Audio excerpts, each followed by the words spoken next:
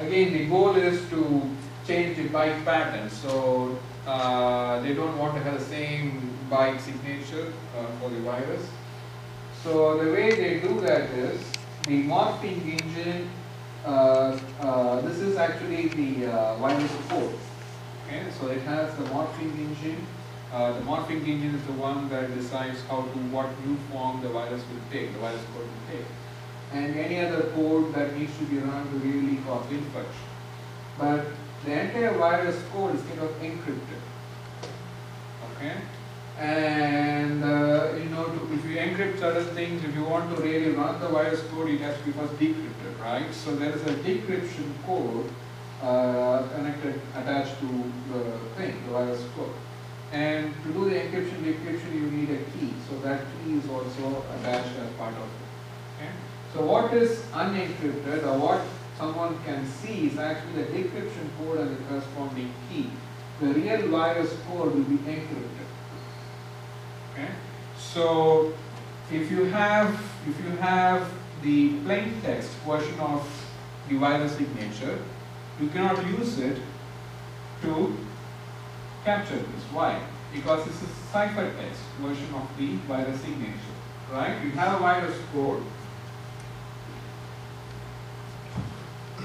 These are very intelligent viruses, very difficult to detect. Metamorphic one that we saw and this one. Why? If I have a virus code, I'm creating an encrypted version of it, right? You have a pattern for the plain text, right? That's a signature, right? You don't want this to be seen visibly as plain text. That's why you're encrypting. The virus writer encrypts the virus code. So what is visible to a virus scanner is the ciphertext, right? But now you can say, if I'm using the same key, of course the same encryption decryption algorithm, the same key, the ciphertext will also be the same, right? For a given plain text, given key, and the same encryption algorithm, the ciphertext is going to be the same, isn't it? You know from the previous chapter. So, if you really want it to be a very smart idea, each time you kind of spread around, you want the ciphertext to be different, even though the plain text virus code is the same thing. You have a whole virus code is encrypted, right? But you want the ciphertext generated each time to be different. So what they do is, of course the decryption algorithm is the same thing, but the key, if you change the key, you know from your previous chapter, the ciphertext will be different, right? So if you have, say, DES, that's the thing that we saw in this code, right? If I use, say, K1, I'm going to get some C1. But for same plain text, if I use some K2, I'm going to get some C2, right? So I'm going to change the key each time I spread around. But how can you do that?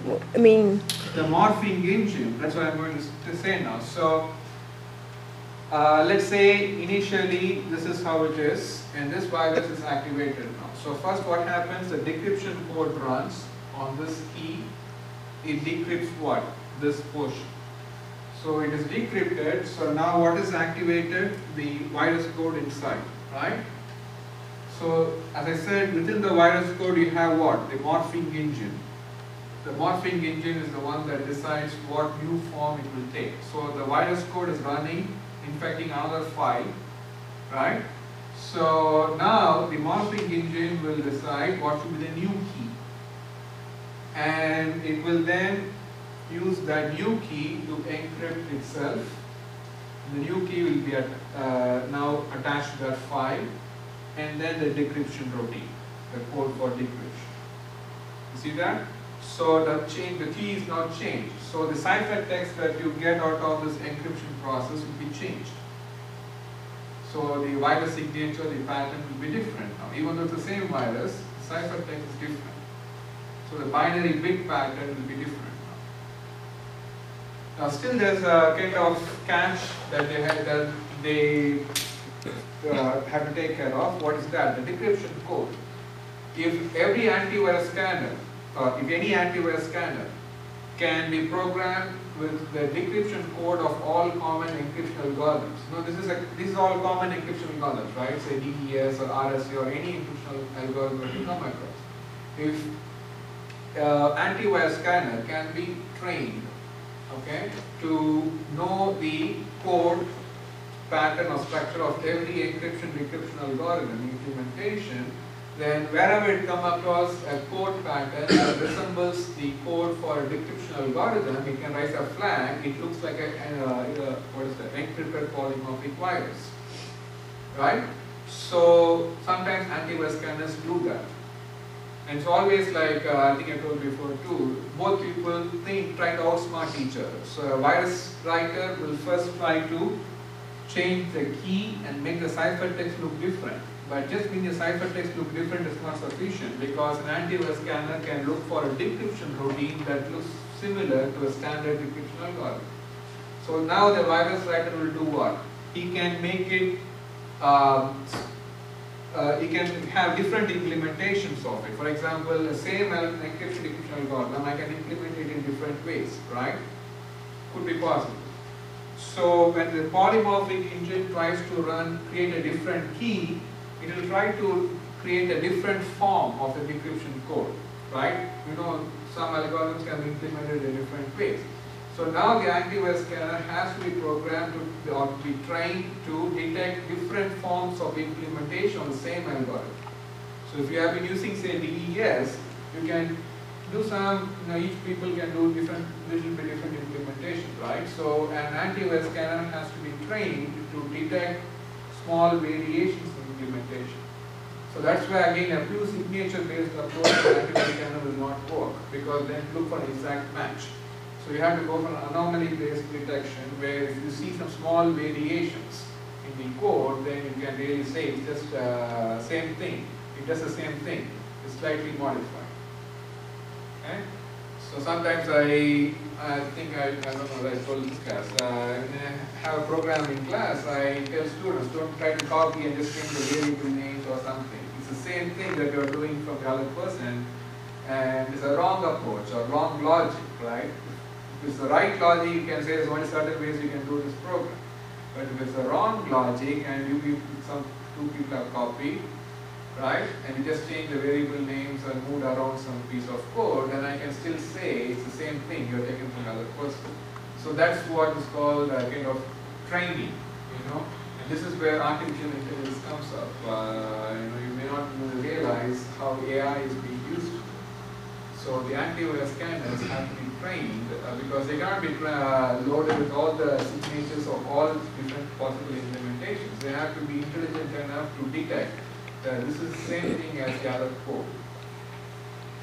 Okay? Clear? So those are the two forms of viruses. Let's see. Now that's why the antivirus scanners could be configured based on signature schemes. Some these are just theoretical names for these three different ways we can program antivirus scanner. A conjunction signature means it has to look for the same pattern as a consequence, like one after the other. Okay, set of strings. That's actually called sequence signature in a particular order. Conjunction means the set of strings must appear, but in any order. That's called conjunction. Sequence means the same one after the other. Okay, so one pattern, one binary pattern, followed by another binary pattern is called a string. One string after the other. And the probabilistic is what will be more effective, because the first, especially the sequence signature is very signature based, whereas conjunction and probabilistic are more anomaly oriented. Because in the probability based, if you see certain strings anywhere in the virus code and certain numbers, say for example, out of the 10 strings you have programmed 10 pieces of binary code that you have programmed with, if you are able to see say 7 out of the 10, then you can raise a flag. It could probably be a virus code just moved around. Especially when you have metamorphic virus, where you just split the virus code into different parts and move around things, then this could be an approach you can use to detect. If you're programmed with certain strings, and these are the strings that should appear anywhere in the code, and if you can see them with a certain probability, then you can raise an alarm that it's probably a virus code. Okay? And also, if you see more jump instructions in a program that you scan, that could be another indication, because typically you don't use that many jump instructions or kind of those dummy instructions, right? So when an antivirus scans a program and it notices a lot of jump instructions used, then you can again raise an alarm that it looks like a virus code. Okay, so those are some of the strategies we use. And also in the previous class, remember I said when a virus when a virus infects a file, the file size increases, right? Because it has to be attached to the program, isn't it? Somewhere on the program, right?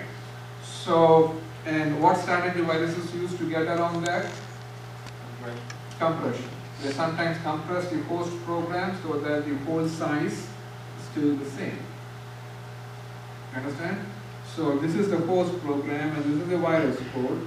The size increases, right? So to kind of make sure it's the same size, they kind of compress this host program, and then have the virus code so that you don't see a difference in the size of the file.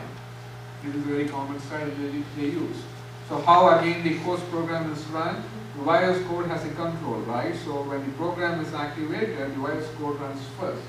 So it knows how to decompress that host program and lets the host program to run. So the user doesn't notice whether it's compressed or not.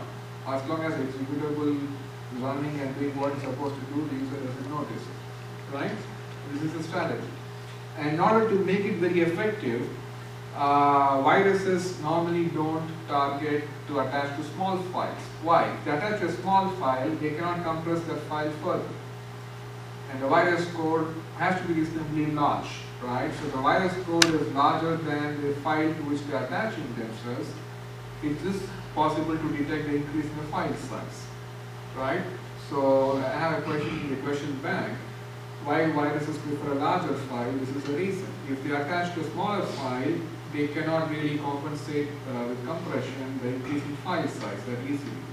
So that's why they target attaching themselves to a larger file than a smaller file. And the antivirus scanners make use of this. What they do is, they create some files called bait files. Bait files means again like a honeypot kind of scenario, or some files which are not really meant for anything. They're just there, the system. When an antivirus scanner is running, it will create those files. Okay? And what it will do is, it will compute, the antivirus scanners will compute the hash values of these files. Say sometime when an instant they are running, like sometimes you program your antivirus scanners to run at early morning when you're not using the system, right? If anybody does that. You can program your antivirus scanners to run at certain frequency, every week once or every day once or anything like that. So a particular time they are run, they'll create this bait files and they'll create a hash value of this bait file. The next time they run, they'll again go and recompute the hash values of those bait files. And they see if the hash values are still the same. If the hash values are not the same, they know those bait files are not used by the system or by the user who is using the system, right? Because as I said, they're not used for anything, they're meant for anything. So if the hash values of these bait files are changed, it means most likely a virus was trying to attach itself to those bait files. That's why the hash values are different now, right? So that's a strategy, one strategy antivirus scanners can use to detect the presence of a virus in a computer, in a system, right? So they try to get the bait files and compute the hash values and store it in the database, and when they rerun, they recompute the hash values of those bait files and see if they are still the same. If the hash values are different, it's likely possible that those bait files are infected with the virus, and that's why the hash values were different. So they can raise a flag telling that system, they're not able to say which file is infected, they'll just say the whole system is infected with the virus, and they'll probably remove the virus if they can remove it. Clear? And that leads to what is called a quarantine. You know what's a quarantine or anything?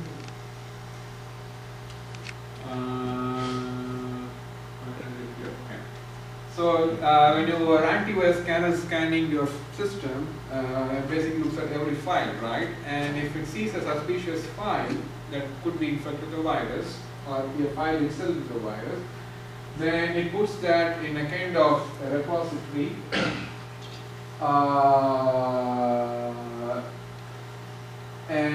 It's basically a virus is deactivated, it cannot run from the quarantine. But remember, some of the files could be genuine files. It may just match certain bit to the pattern, the virus signature, and it could flag them as a potential virus, right? So it doesn't want to delete those files right away. So that's the purpose of doing this quarantine, so that after the whole scan process is over, it will show all the files in the quarantine, and you can go one after the other and remove and ask the scanner to remove those that you want to remove. And some you may say this, I don't think it's a virus, you may want to put it back, then it will remove them from the quarantine, put it back in the original place where it was. So the quarantine is basically used to have the user go through all those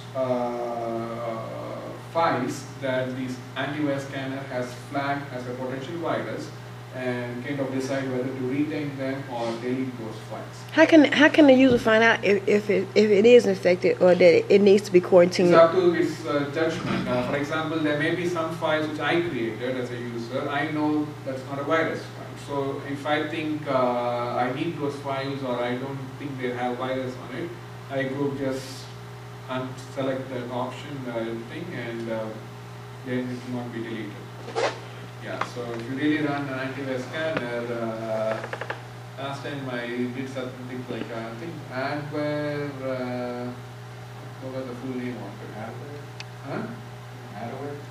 Yeah, there's an antivirus scanner by that name, adware or whatever. And it gives you the option of really going through those details and unselecting those things that just quarantine so that they won't be deleted.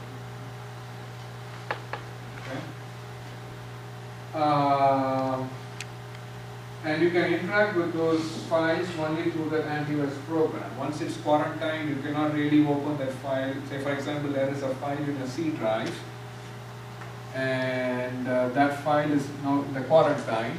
You cannot go to the C drive and open the file anymore. You can interact with the file only through the quarantine. And once you flag it as not malicious, then you can come back and open.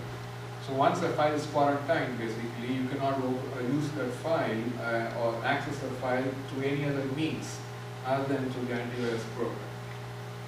Okay? So that's the kind of security feature.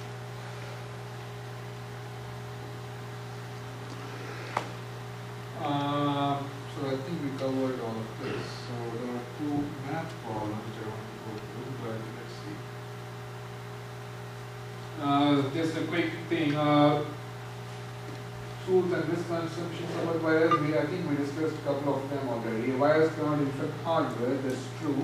It targets only the software or the firmware. Firmware means something like a BIOS.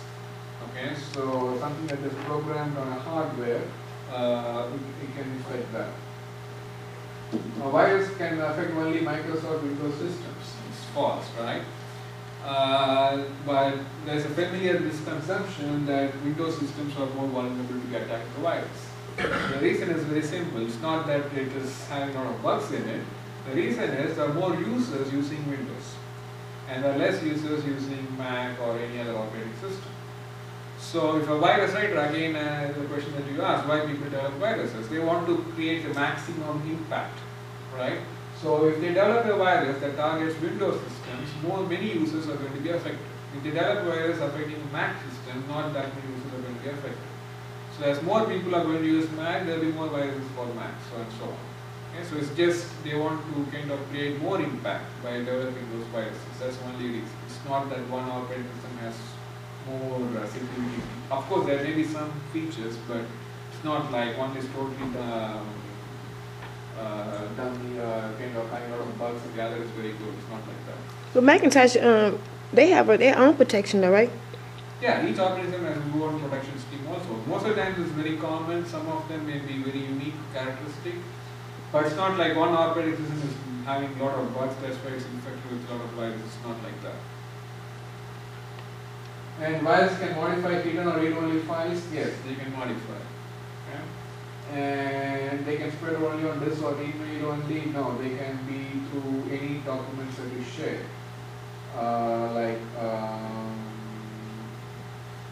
Any mechanism of sharing files will be fine. Now, virus cannot remain in memory after a complete power off, power on, reboot. I say it's true, it's not, it could be, you have to argue it, but if you say true, you say, if a computer is powered off, the virus goes away. It goes away from the RAM. When I say memory, it's RAM, that's why I say it is true. But it doesn't go away from the hard disk, right? Remember I told, if a virus is loaded on the main memory to be run, right? So when you turn off the machine, contents of the RAM are wiped out, right? So the virus code in the RAM is wiped out. But if it's a resident virus means what? The one that goes back and stays on the hard disk, then it's still on the hard disk. Okay? Only what's called a transient or memory resident virus will be lost, whereas a virus that is resident on the hard disk will not be lost. Okay? And okay, now let's look at these two problems and then we'll see what we can do. Alright, so suppose there's a new computer virus by this name V1Q, which is both polymorphic and metamorphic.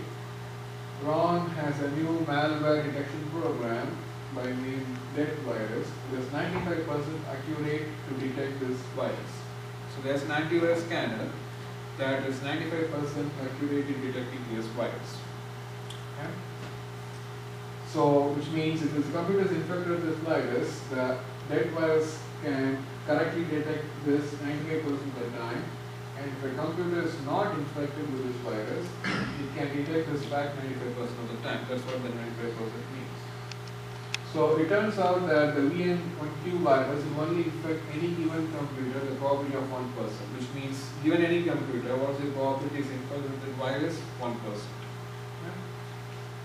So now that you are nervous and you run the Death virus scanner on your computer, and unfortunately you get a message telling that your computer is infected with V1Q. So what's the probability that your computer is really infected? You see what's the problem? There is this virus, and any machine can be infected of this virus only with the probability of 1%. Okay? And there is antivirus scanner that detects this virus 95% of the time. Okay? So you are going to run this antivirus scanner on your machine, and it says that your machine is infected. If you say that, you see these two probabilities per person. Any machine can be infected only with the probability of 1%, and this antivirus scanner can detect correctly only 95% of the time. So there are still some false positives possible. Right? So given all these things, what's the probability that your computer is really infected or not? Okay? So that's what we want to find out. So the way I do that is, I just pick this 4000 because the math becomes easy. You can pick any number to start with because the starting number is not really an issue. But let's say there is a campus that has 4000 computers. Okay. So your computer on which you are running the antivirus scanner is one among those 4000 computers. Alright? Now, again, there is only 1% probability any computer is being infected, right? So if you have a network of 4000 computers and this virus can infect only, like there's a chance of only 1% probability of infection, then out of those 4000, only 1%, which is 0.01, right, is infected. So only 40 computers will be really infected in a network of 4000 computers, right? Because there's only 1% chance any computer is infected. So if we have, you do 40 over 4000 is 1%, right? Now, so which means the remaining 4000 minus 40 or not infected.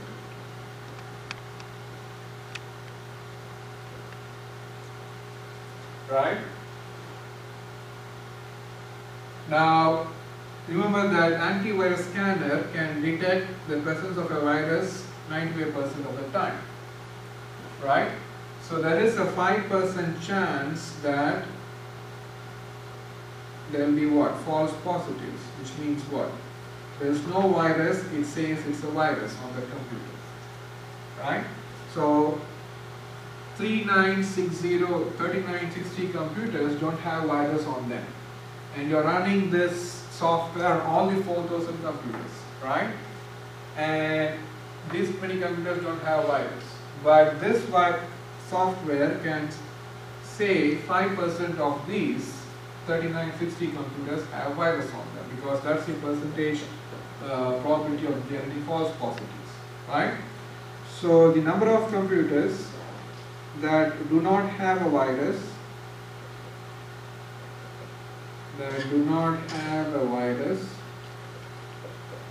but are what?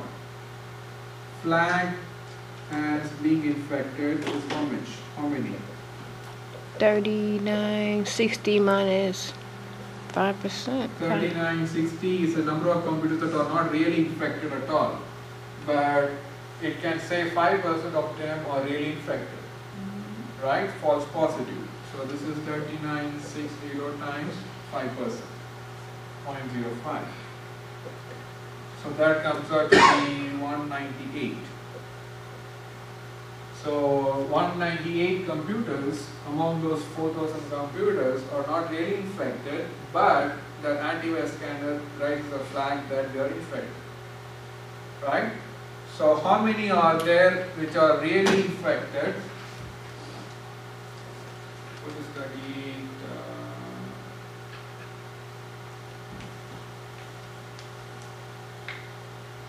Now, remember you are running this software on all those 4000 computers, right? And 40 computers are the number of computers that are really infected, right? Now, can the antivirus scanner identify all those 40 computers?